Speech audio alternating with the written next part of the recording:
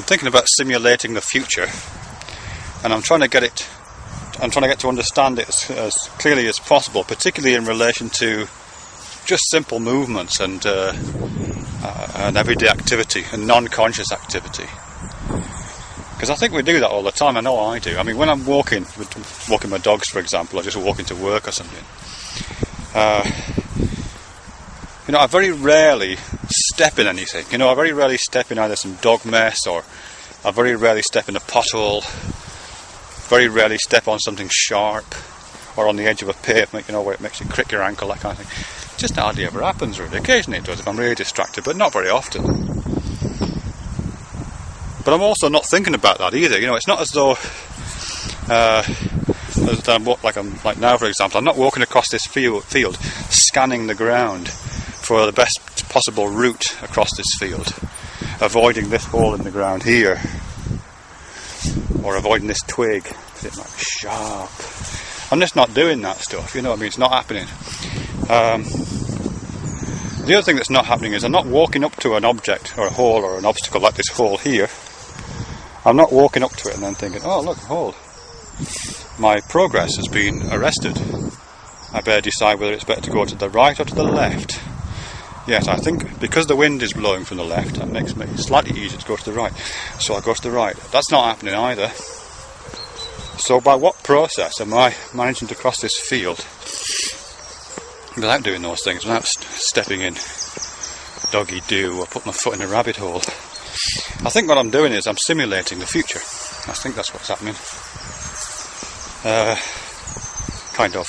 I'm not consciously, but I think some part of my cognition, working through my senses, is kind of scanning this field and simulating possible directions I could go in, probably in very sketchy detail, and then anticipating what the results would be from one or other of these possible routes. Some of these routes lead to me having a twisted ankle, or having a big clean-up operation on the sole of my shoe, those kind of things. And my kind of imagination, that simulated future, acquires a kind of negative weighting as a result of that. Some other simulations, the ones that involve me just skirting all these obstacles, they don't have that negative. They might even have a positive weighting. And out of all that, those simulations, I think, are fed to some kind of, some other kind of executive system, and the necessary, physical schemas are implemented. And they must be just schemas. They're not conscious, because, as I say, I'm not doing this consciously. So it must be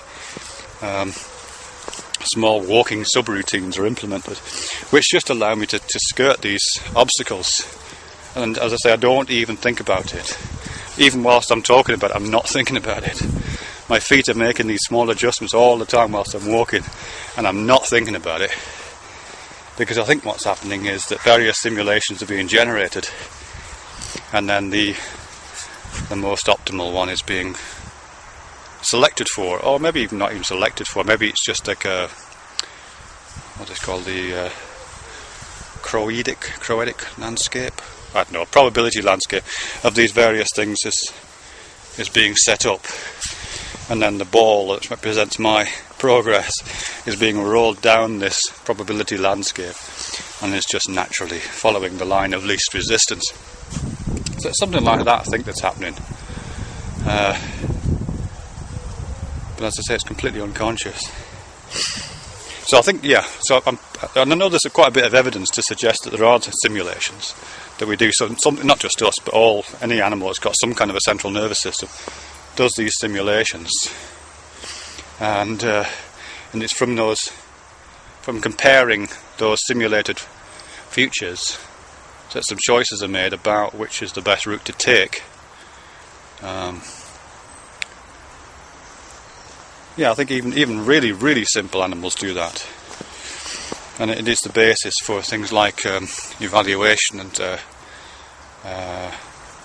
and those kinds of behaviours, I think. Yeah, that'll do for now.